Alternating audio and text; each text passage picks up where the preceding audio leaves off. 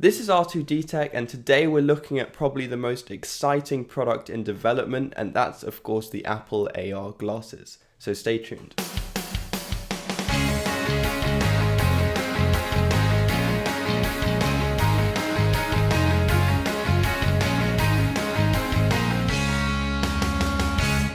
From the leaks, it seems that Apple are going to call this product Apple Glass, which is suspiciously similar in naming to Google Glass, which came out a few years ago. There were rumors that the announcement for this product would come at the end of the iPhone 12 launch around October this year, but now it seems that they've postponed this to June 2021, and the official release of the product will either be at the end of 2021 or more likely at the beginning of 2022. So not too far off now. While the naming might sound very similar to Google Glass, this product is supposed to be miles ahead of what Google offered a few years ago. Perhaps the main appeal for this product over the Google Glass will be its design. It's supposed to look very similar to a normal pair of glasses, so no really thick rims, no weird projection block or anything like that. Of course, being Apple, they have to go with some form of premium build, and it seems they've settled on a light aluminium finish at the moment, but obviously this could change by the time it actually gets released.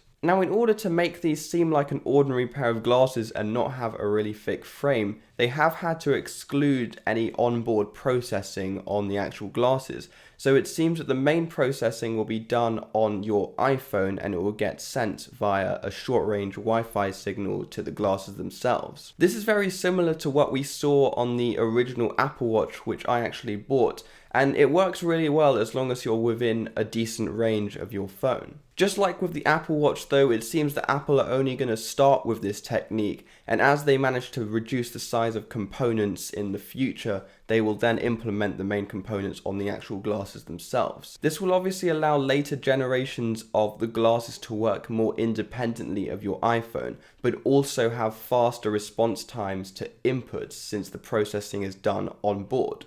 But of course, this is something which we won't see in the first generation. To be honest, this is definitely not a big deal. It's still a really cool product, and the original Apple Watch still worked really well with that Wi-Fi connection. Now also though, if Apple want to achieve this very minimalist thin frame, they can't be using any projection technique like Google did with a huge block in front of the actual glass. I think that's one of the reasons why the Google Glass was really unsuccessful, because it just looked really weird and the ordinary person wouldn't want to wear that outside in public. So there are a couple of rumors as to what Apple could be doing. One is that they're just incorporating a very slender version of the projector which Google used in the side of the glasses frame, but I personally don't think that's very likely.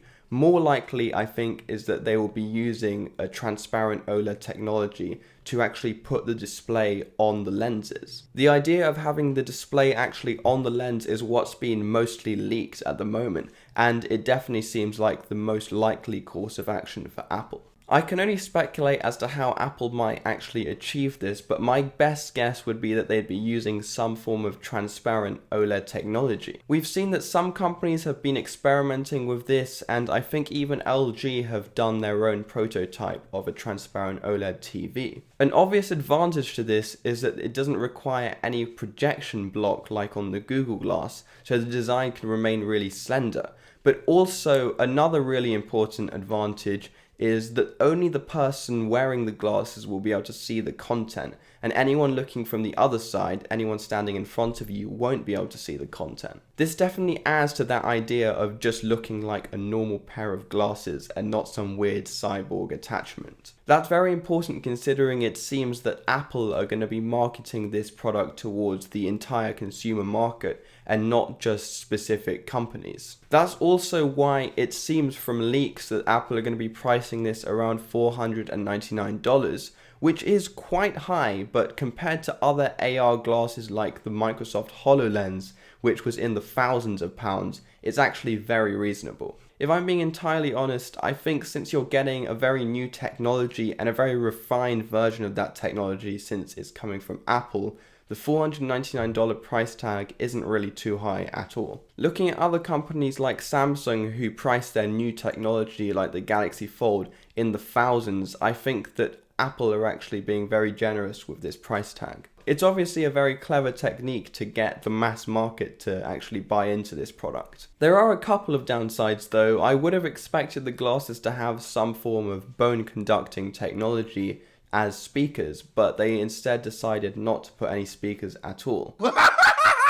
I do understand this because bone conducting isn't exactly the best technique, and it seems that a lot of the time other people can still hear what you're listening to. For this reason, it seems that Apple are going to want you to use your AirPods for sound, and they might actually be a very important part to the AR experience. Another thing is that the glasses won't have an H1 chip or any cameras. The lack of the H1 chip isn't such a big deal because it seems that there's still going to be proximity connection between your phone and the glasses, much like we saw with the AirPods. But the cameras, on the other hand, are a slightly bigger deal. If you were planning on using these glasses for something like social media, then unfortunately these won't be the product for you. I can understand why they are excluding cameras, and I actually think it's a good idea, because it seems like it would be a huge invasion of privacy. And also, if you look at the Snapchat glasses which came out, they were really unsuccessful.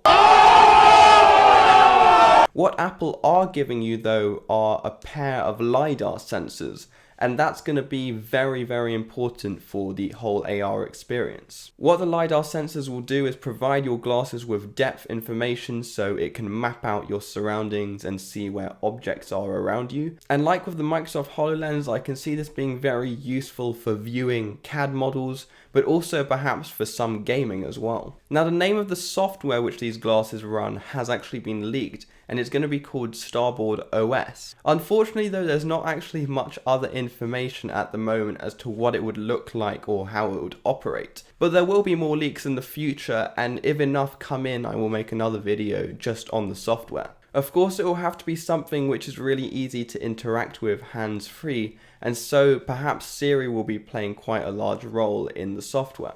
A couple of other things: if you were wondering if you could get sunglass versions of these or if there would be photochromic pigment so the glasses could actually tint themselves, then unfortunately the answer is no. It seems that Apple might have tested this, but it was too difficult to see the image on the lenses when they were tinted. I hate it so much and I'm tired of it. On the bright side though, an accessory which will be available is actually a wireless charging case. It seems that this won't be provided in the box. You'll probably get a more standard magnetic charger like with the Apple Watch. But if you do want to buy a wireless charging case, which sounds like it might be quite a good idea, then it will be available. Also, although they won't be providing sunglass versions of these, you will actually be able to get prescription versions, but of course this will cost you quite a lot more. One final thing to mention is that there were leaks that there might be a heritage version of these glasses, which would be a very premium version to commemorate Steve Jobs,